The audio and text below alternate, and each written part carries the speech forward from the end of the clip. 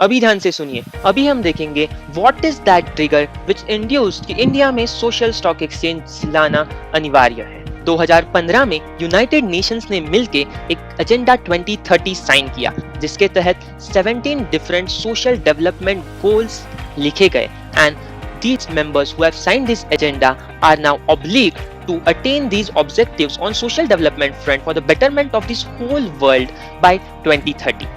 मजे की बात यह है कि India is also a member for this agenda 2030। 2015 से लेके अभी तक ऐसे नहीं कि कुछ नहीं हो रहा था। हर एक मेंबर कंट्री अपने अपने हिसाब से इन 17 गोल्स के लिए कुछ ना कुछ प्रयास कर रही थी। Maybe Atlantic forest pact हो, या फिर अबू धाबी का मरीन रिस्टोरेशन हो, या फिर अफ्रीका का ग्रेट ग्रीन वॉल इनिशिएटिव हो। हर एक कंट्री कुछ ना कुछ कर रही थी। सिमिलरली इंडियन गवर्नमेंट के प्रोजेक्ट्स में भी स्वच्छ भारत अभियान बोलो, क्लीन गंगा मिशन बोलो, सागरमाला प्रोजेक्ट बोलो, या फिर एजुकेशन सेक्टर में न्यू एजुकेशन पॉलिसी बोलो, या फिर बिजनेसेस के लिए startup India, digital India, make in India, ease of doing business बोलो, या फिर स्मार्ट सिटीज का मिशन बोलो। ये सारे project were some or the other steps towards those 17 goals given by United Nations. तो अगर इतने सारे एफर्ट्स हो रहे थे तो what was still the need of social stock exchange?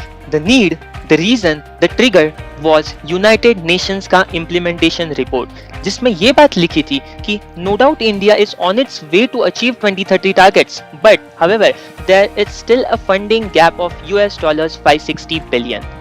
जहां हमारे इंडियन गवर्नमेंट का latest budget of expenditure approximates to 550 billion, it was really difficult कि ये excess additional gap of 560 billion every year fund करवाया जाए। Therefore, this is where government felt need to involve private sector to attain these 17 sustainable development goals.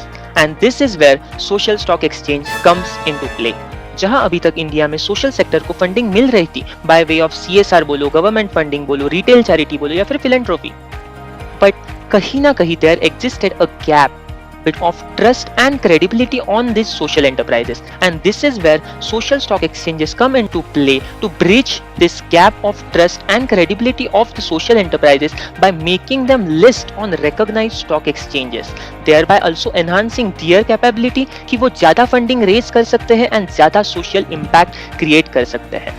This is where social stock exchange come into play with the idea of creating purpose over profit, with the idea of channelizing the capital from traditional markets, stock markets, to social stock markets to create more social impact. जैसे traditional stock markets में equities होते हैं, bonds होते हैं, वैसे social stock exchange में funding raise करने के लिए कौन से इंस्ट्रूमेंट्स रहेंगे, कौन से इंस्ट्रूमेंट्स में आप इन्वेस्ट कर सकते हो, ये जानने के लिए देखिए अगला वीडियो।